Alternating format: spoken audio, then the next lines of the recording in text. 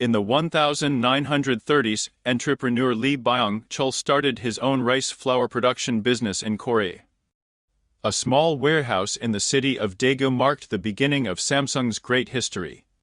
At that time, Korea was a colony of Japan, and it was quite difficult to engage in private enterprise in the country.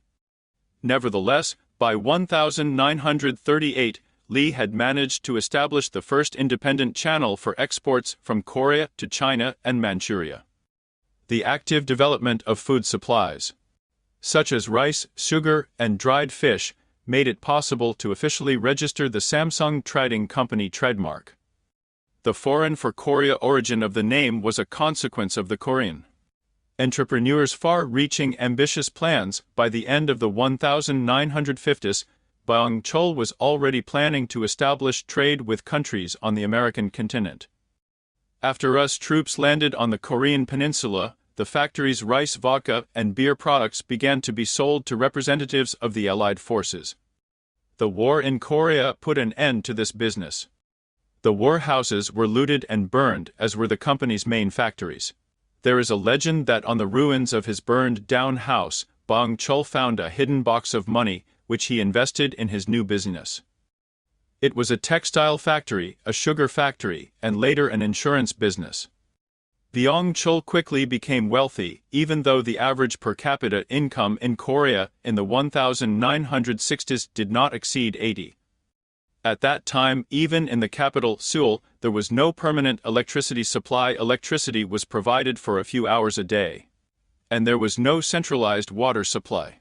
A swift military coup overthrew Lee Seung-man, the president and close friend of Byung-chul, who, as a wealthy entrepreneur, was part of the disgraced ruler's inner circle. Lee Byung-chul himself was imprisoned for bribery and his close acquaintance with the deposed president. Samsung. After the Korean War, the new president of South Korea, General Park Chung-hee, initiated industrial and economic reforms. A program was developed to develop the industrial sector of the economy, and the increased focus on exports was reinforced by close relations with the United States. The plan was to take out foreign loans, purchase raw materials and modern technologies, and reinvest the profits in the purchase of raw materials and equipment. Korean reformers concluded that a stable economy should be based on large corporations, but these needed to be created as quickly as possible, so Korea's most prominent businessmen were granted government loans and credits. They were provided with government orders, while certain legal and tax concessions enabled small businesses to grow into large conglomerates. Lee Byung-chul was among the successful entrepreneurs. This led to the creation of 30 large companies, chaebols or money families. Among them, besides Samsung, were Daewoo, Hyundai, Goldstar, UG, and others. Each money family had its own focus: Daewoo automobile manufacturing, Goldstar household appliances, Samsung electronics, Hyundai construction, and so on. Company reform. South Korea's economy grew rapidly at a rate of 6 to 14 per year. Exports grew by 30 during this period. So in 1969, when Samsung, after merging with Sanyo, began manufacturing black and white televisions, only 2 of Koreans owned one. The merger of Sanyo and Samsung marked the beginning of one of the largest sectors of the Samsung Group, Samsung Electronics. The company managed to survive the economic crisis of the 1980s, albeit with heavy losses. The price of the crisis was the closure of several non-core divisions and a sharp reduction in the number of subsidiaries. With the arrival of Lee Kun-hee, Lee Byung-chul's youngest son, to the board of directors, a whole range of reforms was proposed, which involved not only a complete restructuring of the company, but also a change in the very foundations of management. The company had to fully comply with the conditions of the free trade law. Proposals to change the policy towards external investors were intended to increase the company's attractiveness for subsidies, as the conglomerate had lost financial support from the state. Until the 1980s, the shares of companies belonging to the conglomerate were traded only in South Korea and were in relatively low demand among investors. The reason for this was the traditional Asian management style based on Confucian principles. The board of directors was headed exclusively by members of the Li family. External investors had no leverage whatsoever on corporate management decisions. In addition, traditional management meant lifetime employment and promotion based on seniority. Marketing changes were introduced, the company's mission was completely reworked, and its logo was changed. The company's first two logos featured 3 red stars.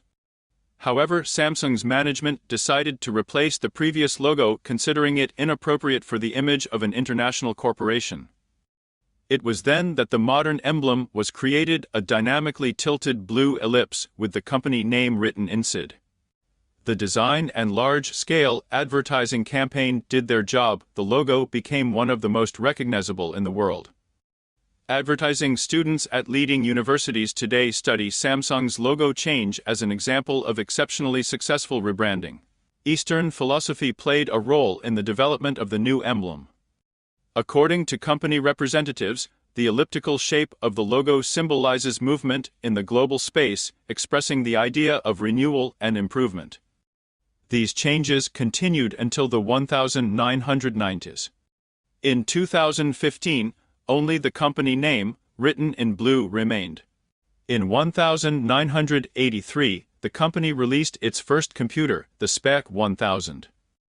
In 1991–1992, the development of the first personal mobile devices and mobile telephony was completed. Finally, in 1999, Samsung Electronics was awarded the Forbes Global Award in the field of consumer electronics manufacturing. Samsung in the 21st century. In the third quarter of 2008, Samsung managed to take first place in mobile phone sales in the US ahead of its main competitor, Motorola Strategy Analytics.